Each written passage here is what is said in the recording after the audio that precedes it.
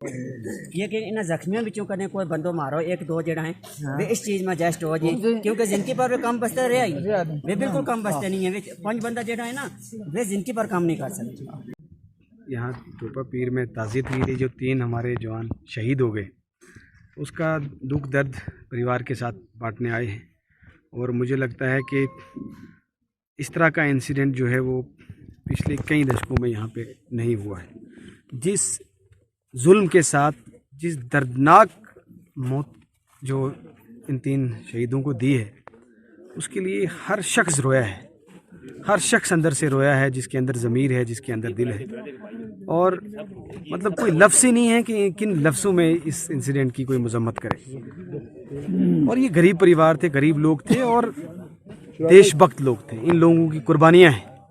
मैं आपको बताता चलूँ, आपके थ्रू पूरे देश के लोगों को पता चलना चाहिए, देश के प्रधानमंत्री को पता चलना चाहिए, देश के होम मिनिस्टर को पता चलना चाहिए कि जिस शख्स को बेरहमी से मारा गया है उसके भाई ने 35 साल जो है वो फोर्सेस में नौकरी की है, अभी भी वो जो है देश की सेवा कर रहा है। 35 साल जिस शख्स ने बीएसएफ में दिए हैं, रिवार्ड दिए हैं आपके देश ने आतंकवाद के खिलाफ लड़ने को, उसी के भाई को और उसके साथियों को आपने दर्दनाक मौत दी। अगर गोली मार दी होती सीधी तो इतना शायद दुख ना होता, मगर तड़पा तड़पा के मारा गया है।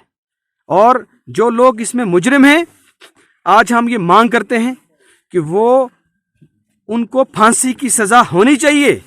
इन परिवारों के साथ तभी इंसाफ होगा जब आप जो है जिन लोगों ने ये जुल्म किया है उन लोगों को फांसी के फंदे तक पहुंचाया जाए। हम मांग करते हैं कि इसमें जुडिशियल इंक्वायरी होनी चाहिए, जुडिशियल प्रोब होना चाहिए, ताकि जो लोग जिन्होंने ये जुल्म किया है, ज्यादती की है, उन पे जो है वो भी जो है वही सजा देखें और उनको फांसी की सजा मिले। दूसरी बात मैं ये कह देना चाहता हूं कि इन लोगों की, ये जो जहां के रजौरी पुंछ के लोग हैं या जिस जगह ये हादसा हुआ है, इन लोगों की देश के लिए कुर्बानियां हैं। इन्हीं लोगों ने मिलिटेंसी को यहाँ से उखाड़ा है, इन्हीं लोगों ने देश के बॉर्डर की हिफाजत की है, इन्हीं लोगों ने जो है मिलिटेंटों के खिलाफ लड़ाई लड़ी है। और यार आपने ये रिवार्ड दिया कि उन्हीं लोगों को कत्ल कर दिया। और ये भी मैं कहना चाहता हूँ, और ये बात मेरी पूरी, ये बात जो है मीडिया में जो भी स्टेटमेंट दे रहा हूँ मैं, वो स्टेटमेंट कट की जा रही है। ये बात मेरी स्टेटमेंट पूरे तरीके से जो है वो चलनी चाहिए कि ये जो खित्ता पीर पंजाल के लोग हैं ये नेशनलिस्ट थे, नेशनलिस्ट हैं और नेशनलिस्ट रहेंगे। अगर कुछ लोगों की साजिश है कि इस रीजन को डिस्टेबलाइज करने की, यहाँ आतंकवादी गतिविधियां करने की या यहाँ मिलिटेंसी करके यहाँ माहौल खराब करने की, तो वो हम इजाजत नहीं देंगे। चाहे आर्मी है या ये लोग हैं, दोनों मुल्क के शहरी हैं और दोनों का बराबर का हक है।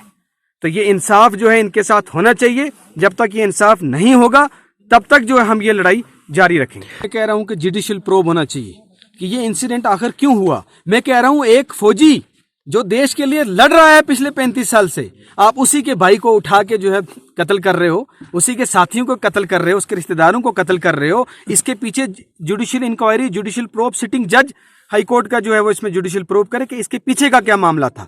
जो वीडियो वायरल हुई है उस वीडियो को देख के दुनिया रोई है। हिंदुस्तान का, इस देश का कोई नागरिक नहीं है जिसके पास ये वीडियो पहुंची है और वो नहीं रोए है। हालांकि यहाँ जो है डिफेंस मिनिस्टर भी आए, उनको भी जरूर अंदर से रोना आया होगा देखकर जो वीडियो जो परिवार वालों के साथ मिले हैं। यहाँ की एडमिनिस्ट्रेशन आई है, हालांकि डिवकम ने, आईजी ने, डीसी पुंछ ने, इन्होंने बहुत अच्छा रोल प्ले किया है परिवार, लेकिन इनका रोल करने से या नौकरी देने से या कंपनसेशन देने से मैं मानता हूं इंसाफ नहीं होगा। मुकम्मल इंसाफ तब मिलेगा कि जो मुजरिम हैं, जो हत्यारे हैं, जो एलिमेंट है, ब्लैक शीप है, भेड़िए हैं इस सिस्टम के, जिन्होंने हमारे इंडियन आर्मी का नाम बदनाम किया, जिन्होंने हमारे मुल्क का नाम बदनाम किया, वो जो ब्लैक शीप भेड़िए हैं उनको जो है फांसी की सजा मिले, तब जाके ये इंसाफ मिले। तो आपने सच कहा, ये टोपा पीर जो है इतना फार फ्लंग एरिया है, गरीब लोग हैं, मजदूरी करते हैं, इनके पास कोई रिसोर्सेज नहीं है, कोई कमाई का सोर्स नहीं है। कैसे खाते हैं, कैसे पीते हैं, वो आप देखोगे तो आप हैरान होंगे लोग कैसे अपना गुजारा करते हैं।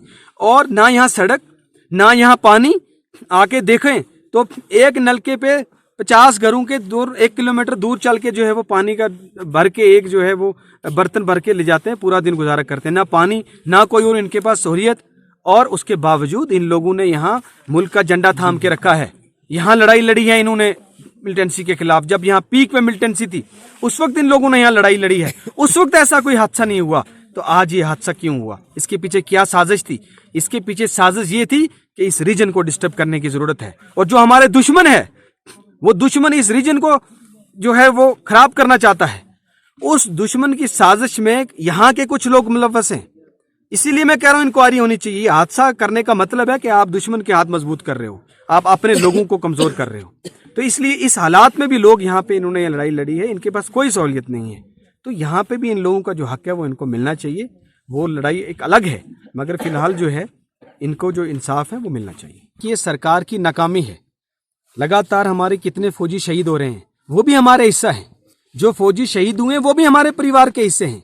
मैं उनकी भी शहादत मानता हूं, मैं इन लोगों की भी शहादत मानता हूं, क्योंकि ये दोनों हमारे देश के नागरिक हैं। और फौजी जो हमारे लिए लड़ते हैं, जिन शहीद हुए हैं, उनको भी हम जो है उतना ही हमें दुख है। मगर हमें इस बात का अफसोस है कि हमारे फौजी क्यों शहीद हों, क्यों हमारा जो है वो इंटेलिजेंस का फेलियर हो, क्यों हमारी सरकार और हमारा तंत्र कहाँ सोया है कि लगातार हादसे हो रहे हैं। तो हम सरकार से कहते हैं आंखें खोलो, अपने जो है वो आंखें खोलो, नींद से उठो और हमारे फौजियों को भी बचाओ, हमारे सिविलियंस को भी बचाओ, ताकि इंसाफ हो सके।